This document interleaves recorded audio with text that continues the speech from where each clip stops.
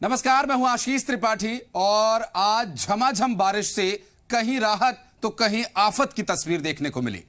Delhi NCR के साथ साथ हरियाणा के कई इलाकों में भारी बारिश हो जाने की वजह से जहां लोगों को गर्मी और उमस से राहत मिली, तो वहीं कई जगहों पर जलभराव की स्थिति देखने को मिली।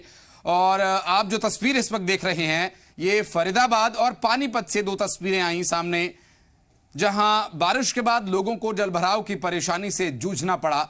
पानी की निकासी ठीक तरीके से ना हो पाने की वजह से या ज्यादा बारिश होने की वजह से, कारण क्या है इसके पीछे ये तो बहरहाल देखना होगा कुछ और समय इसके लिए। हर बार की बारिश में यही बात कही जाती है प्रशासन द्वारा, लेकिन बारिश के बाद कहीं राहत तो कहीं आफत नजर आई। और ये दो तस्वीरें भी इस बात की तस्दीक कर रही हैं। राहत गर्मी से, उमस से, और आफत पानी भर जाने की वजह से लोगों को आने जाने में परेशानी का सामना करना पड़ा। दो तस्वीरें इस वक्त हम आपको फरीदाबाद और पानीपत से दिखा रहे हैं। बारिश की वजह से हुई इस परेशानी को लोगों को झेलना पड़ा। और कल रात से ही जारी बारिश के बाद हालात कुछ इस तरह।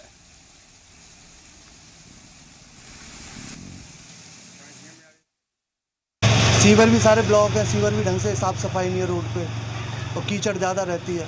कल के रक्षाबंधन है, कैसे त्यौहार बनेगा, कैसे?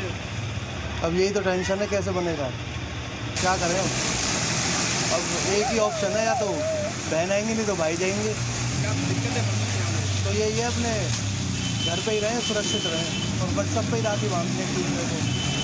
भैया देखो, पूरा तालाब बना पड़ा है यहाँ पे, ना नगर निगम सुन लेता, ना एमएलए सुन लेता, ना कोई सुन लेता। हमारे यहाँ पे परेशानी हो रही है। इस प्रकार त्यौहार मनेगी, नाम ले जाएंगे अपने भी, रक्षाबंधन बनेगी अपने। तो मौसम विभाग ने हाई अलर्ट जारी कर रखा है, कल भी बारिश रहने वाली है, क्या कहेंगे इसको लेकर? भैया क्या कह सकते हैं, भैया बारिश आएगी तो आएगी, लोग सुन सकते हैं बारिश तो। और गुरुग्राम में बारिश के चलते कुछ जगहों पर जलभराव की समस्या देखने को मिली। हालांकि बारिश के चलते कुछ निचले इलाकों में जलभराव की समस्या तो हुई ही, साथ ही 4 से 5 दिन लगातार पड़ रही भीषण गर्मी के बीच आई इस बारिश ने मौसम को कुछ बदल दिया।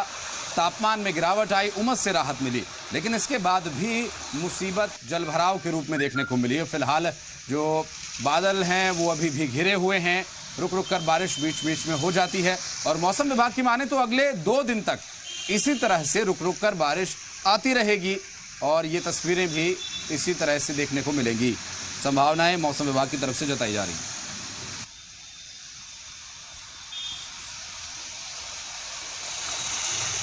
और सोनीपत में हुई मूसलाधार बारिश की वजह से शहर की सड़कें और रेलवे अंडरब्रिज पूरी तरह से जलमग्न हो गए, जिससे वाहनों का रास्ता पूरी तरह से रुक गया और जो वाहन चालक हैं वो जाम में घंटों फंसे रहे। करीब 70 mm हुई बारिश ने सड़कों पर तालाब की एक स्थिति पैदा कर दी, जिसकी वजह से रेलवे अंडरब्रिज में भी कुछ इसी तरह की स्थिति देखने को मिली। पानी भरा हुआ है, लोग निकल नहीं पा रहे और स्थानीय लोग पानी की निकासी ना होने की वजह से परेशान हैं। लोगों का आरोप यह भी है कि थोड़ी सी बारिश से गली मोहल्ले में पानी भर गया, जबकि बारिश से पहले नगर निगम पानी निकासी के दावे कर रहा था।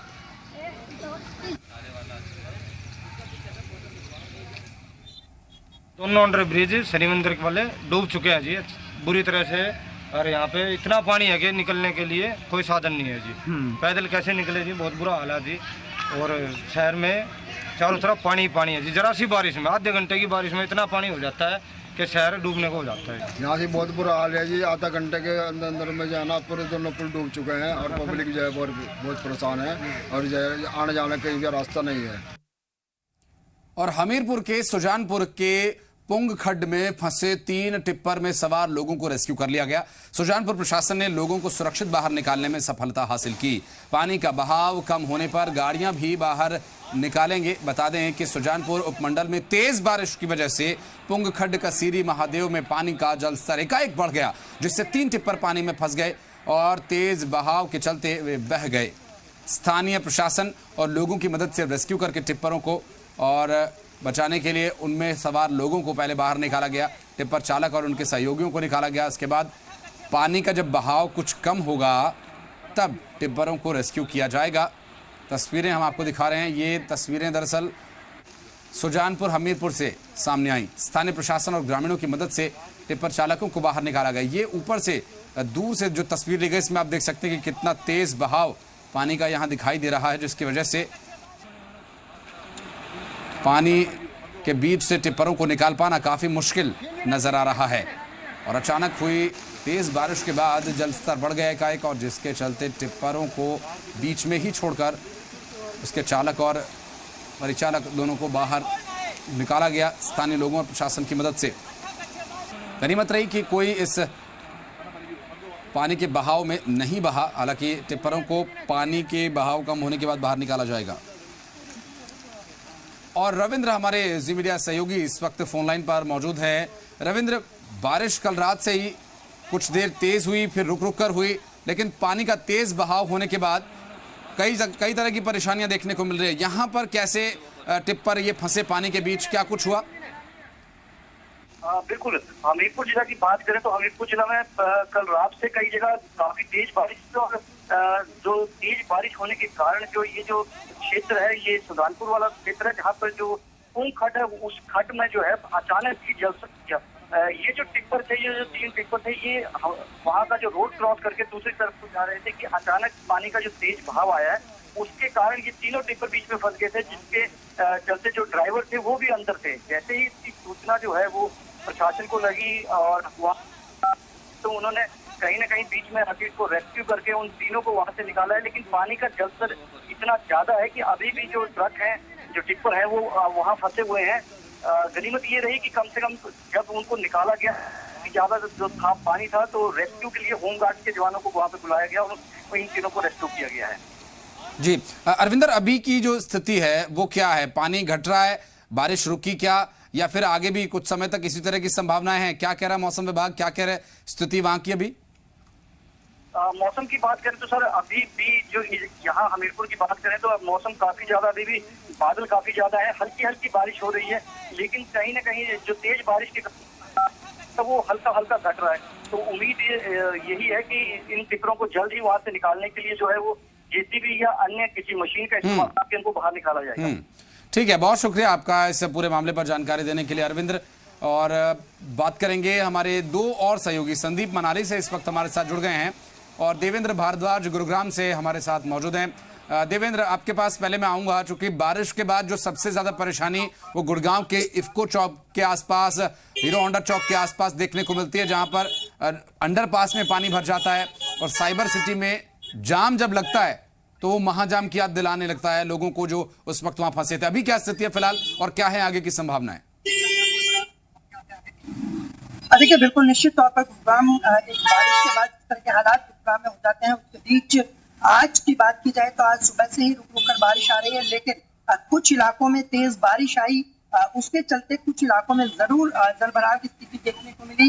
वो चाहे इफ्को चौक के नजदीक हो, चाहे घाटा रोड पर हो, सुशांत चौक हो, और सेक्टर 56 के एरिया में यहाँ बारिश काफी तेज थी। सोना इलाके में काफी बारिश तेज थी, जिसके चलते थोड़ा जलभराव जरूर हुआ, लेकिन गुरुग्राम में जिस तरह की स्थिति बन जाती है, उस बीच ये जरूरी हो जाता है कि कहीं ना कहीं कोशिशें जो नगर निगम की तरफ से की गई थी, क्योंकि पहली बारिश के बाद पूरा गुरुग्राम तालाब में तब्दील हो गया था, जिसके बाद नगर निगम ने दावा किया था कि अब की बारिश आएगी उसमें किसी तरह की समस्या नहीं होगी, लेकिन अभी भी कुछ इलाकों में जलभराव की बड़ी समस्या है, जिस पर जरूर नगर निगम को गौर करना होगा, क्योंकि लोगों को इससे 2-4 हर बारिश में होना पड़ता है। दावे तो किए जाते हैं, लेकिन ये वादे और दावे बारिश के अंदर इसी तरह धुल जाते हैं। जी संदीप हमारे सहयोगी हमारे साथ मौजूद हैं। संदीप, कल रात से ही बारिश हो रही है, और तेज बारिश के बाद बारिश के दौरान सबसे ज्यादा समस्या भूस्खलन और चट्टानों का खिसकना, उसके बाद नदियों और खड्ड में, नालों में जो पानी एकदम से बढ़ जाता है, उससे भी कई तरह की परेशानियां हो रही हैं। अभी क्या स्थिति है, मौसम विभाग क्या कह रहा है, और आगे आने वाले समय में क्या संभावनाएं रहने वाली? संदीप आशीष, देखिए, मानसून जो है एक बार फिर से सक्रिय हुआ है, और उसको देखते हुए मौसम विभाग ने पिछले कल से ही जो है वो फोरकास्ट जारी कर दी थी कि पूरे प्रदेश में जो है वो पिछले कल से अगले जो 2 दिनों तक जो है वो मौसम का जो है वो खराब रहने का सिलसिला प्रदेश में जारी रहेगा। तो उसी के मुताबिक जो है वो पिछले कल रात से ही पूरे प्रदेश में बारिश का सिलसिला शुरू हो चुका है। हालांकि मिला जुला असर जो है वो मौसम का देखने को मिल रहा है। मनाली की अगर मैं बात करूं तो देर रात से ही बारिश का दौर बेशक जारी है, लेकिन हल्की जो है वो बारिश यहाँ पर हो रही है और इसी तरीके से काफी सारे इलाके जो हैं वहां पर जो है वो हल्की हल्की बारिश का दौर लगातार जारी है। लेकिन कुछ एक इलाकों में जो है वो काफी तेज बारिश जो है वो रिकॉर्ड की गई है। मंडी के कुछ इलाकों की बात करें तो वहां पर पिछले कल रात में काफी तेज बारिश हुई है। दूसरे इलाकों की अगर मैं बात करूं, शिमला की, हमीरपुर की, कांगड़ा की, चंबा की, तो तेज बारिश कुछ इलाकों में दर्ज की गई है। और जाहिर तौर पर मौसम विभाग ने पहले से ही चेतावनी जारी कर दी थी कि बारिश के बाद जो है वो बरसाती नाले जो है उफान पर हो सकते हैं, तो उसको लेकर जो है वो प्रशासन अलर्ट पे रहे और उसको लेकर जो है वो प्रशासन ने एडवाइजरी भी जारी कर दी है कि तमाम ऐसे लोग और सैलानी जो हैं वो ऐसे इलाकों की तरफ रुख ना करें जहां पर फ्लैश फ्लड की स्थिति जो है वो परेशानी का सबब बन सकती है। और दूसरी तरफ मौसम विभाग ने अगले 24 घंटों का अलर्ट भी जो है वो जारी कर दिया है, यानी कल का दिन भी बारिश का जो है वो प्रदेश में इसी तरीके का रहने वाला है। तो कहीं ना कहीं आज जिस तरीके से मौसम का रुख सुबह से अब तक का जो रहा है, साफ तौर पे कहा जा सकता है कि पूरे प्रदेश में जो है वो बारिश का दौर लगातार जारी है। लेकिन किन्नौर और लाहौल स्पीति की अगर मैं बात करूं तो किन्नौर और लाहौल स्पीति में भी आज जो है वो हल्की हल्की बूंदाबांदी का दौर रहा है। तो आने वाले कुछ घंटों में अगर आज का दिन भी इसी तरीके का मौसम खराब रहता है तो कई सारे इलाकों में जो है वो लैंडस्लाइड जो है वो पहले से ही परेशानी का सबब बने हुए हैं, तो और भी अंदेशा जताया जा सकता है कि लैंडस्लाइड जो है वो परेशानी का सबब बन सकते हैं। लेकिन जो भी इस वक्त हिमाचल प्रदेश के तमाम ऊंचाई वाले इलाकों का रुख कर रहे हैं तो मौसम को देखकर जरूर प्लान करें, क्योंकि मौसम की जानकारी होना और सड़कों की जानकारी होना जो है लोगों के लिए बेहद जरूरी है। और सरकार और प्रशासन लगातार सोशल मीडिया या मीडिया के माध्यम से जो है वो जानकारी जो है वो लोगों को दे रहा है। जी आशीष। संदीप, संभव हो तो अपने आसपास की कुछ तस्वीरें जरूर दिखाइएगा हमारे दर्शकों को। फिलहाल मैं अभी स्पीच गुरुग्राम का एक बार फिर से रुख करूंगा, देवेंद्र के पास चलेंगे। देवेंद्र, अभी इस वक्त जहां पर आप मौजूद हैं मार्केट चलती हुई दिखाई दे रही है आपके पीछे, कुछ तस्वीरें दिखाइए। क्या बारिश का वहां कोई असर दिखाई दे रहा है मार्केट में, या आने जाने की लोगों को किसी तरह की परेशानी हो रही है? देखिए, बिल्कुल मैं इस वक्त सदर बाजार के पास मौजूद हूँ। वहाँ पानी के हालात कुछ जगह जरूर जल भराव है, क्योंकि लंबे समय से जिस तरह से जो बारिश के बाद की स्थिति रही, उस बारिश के बाद इस तरह की स्थिति अभी भी कुछ जगह जगह पानी भरा हुआ है। और बाजार के अंदर आज क्योंकि रक्षाबंधन को लेकर तमाम तैयारियां की गई हैं और लोग काफी आ रहे हैं, लेकिन उसके बीच लोगों को थोड़ी परेशानी जरूर हो रही है। और इस परेशानी के बीच सीधे तौर पर कहा जा सकता है कि पानी को लेकर लगातार प्रशासन की तरफ से दावे किए जाते हैं, वादे किए जाते हैं, लेकिन वादों के बीच जो स्थिति है वो स्थिति इस तरह की बनी है, लोगों को दिक्कतें जरूर उठानी पड़ रही हैं इस बारिश के बाद, जिस तरह से जल भराव की स्थिति उत्पन्न होती है। जी बिल्कुल देवेंद्र, फिर लौटेंगे आपके पास। संदीप, अभी इस वक्त जहां पर आप मौजूद हैं हल्की फुल्की बारिश अभी भी कंटिन्यू वहां भी हो रही है, और आगे की स्थिति क्या रहेगी? जिस तरह से मौसम विभाग ने कहा तेज बारिश से लैंडस्लाइड और तमाम तरह की चीजों से बचकर रहना होगा। अभी आप तस्वीरें अगर देखा पाए आसपास की, तो क्या है मौसम वहां पर? आशीष, देखिए जो है वो तस्वीरें साथ साथ जरूर दिखा दूं।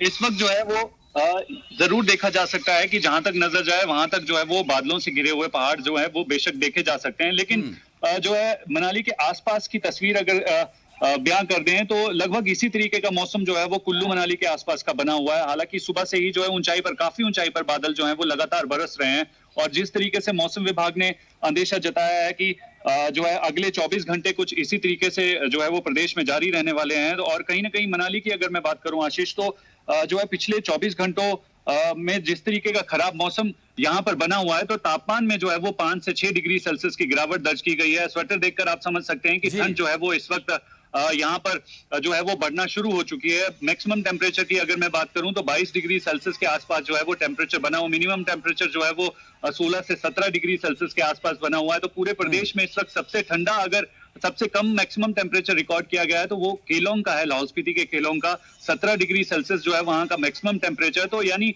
अगर इसी तरीके से 24 से 48 घंटों तक अगर मौसम खराब रहता है और बारिश का दौर इस तरीके से जारी रहता है तो रोहतांग दर्रा और इसके साथ लगती पहाड़ियां जो है वहां पर हल्का हल्का हिमपात जो है वो हो सकता है। तो कहीं ना कहीं जो है वो मौसम अगले 24 से 48 घंटों तक बिल्कुल, और जो मौसम विभाग की तरफ से एडवाइजरी जारी हुई है संदीप, लोगों को उस पर भी ध्यान देना चाहिए। बहुत शुक्रिया आपका हमारे साथ जुड़ने के लिए।